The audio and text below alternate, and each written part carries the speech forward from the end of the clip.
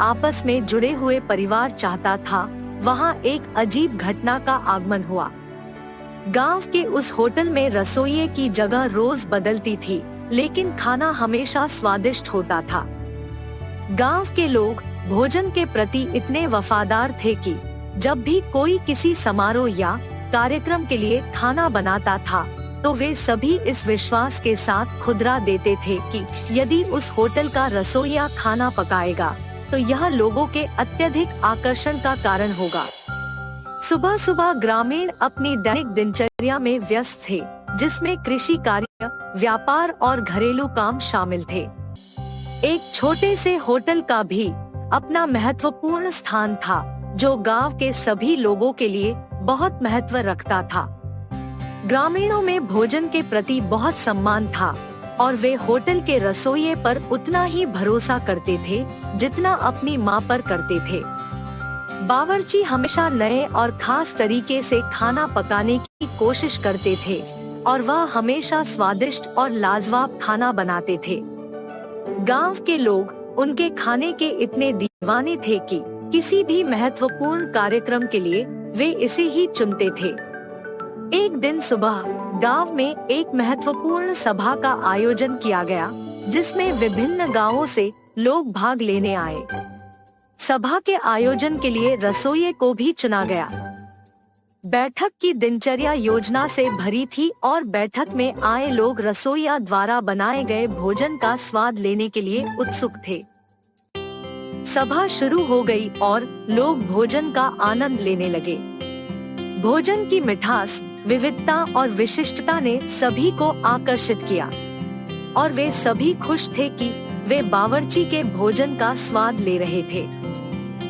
लेकिन यह सब कुछ एक अद्वितीय चीज के पीछे छिपी हुई थी। बावर्ची का असली नाम नहीं था, बल्कि वह एक बुद्धिमान बंदर था जो मानव बुनाई के कपड़ों में विद्यमान था।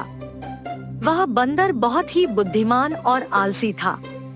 उसे लगता था कि मनुष्यों के खाने में सिर्फ वही आसक्त हो सकता है जो स्वादिष्ट हो। इसी विचार से उसने मानव बुनाई के कपड़ों में बदलकर खुद को होटल के बावर्ची के रूप में दिखाने का निर्णय लिया। बंदर ने अपनी चालाकियों से नए नए खाने बनाने की कोशिश की और वह हमेशा से देखता रहा कि उसके बनाए गए खाने से लोग मनोरंजन करें और उसके परिवार की तरह सहयोग करें। दिन रात की मेहनत के बाद उसकी चालाकियां कामयाब हो गई और उसकी खाने की विशेषता ने गांव के लोगों का दिल जीत लिया। उसके खाने से सभी अत्यधिक प्रसन्न थे और उसे सभी की सराहना मिल रही थी। लेकिन किसी को नहीं पता था कि रसोई के पीछे एक बंदर का हाथ है।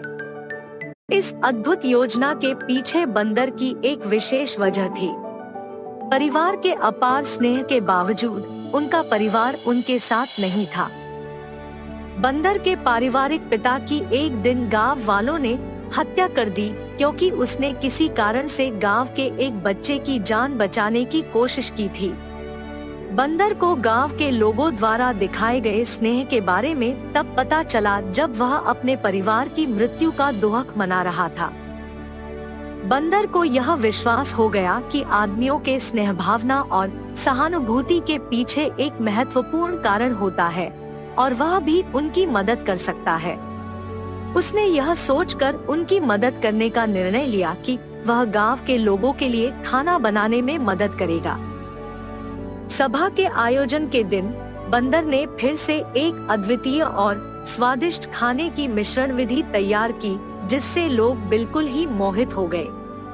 जब लोग उसके बनाए गए खाने का स्वाद लेने लगे, तो बंदर ने आत्मविश्वास से भरपूर होकर उन्हें बताया कि वह खुद बंदर है और उसने मानव बनाई की बुनाई में खुद को छिपाया है।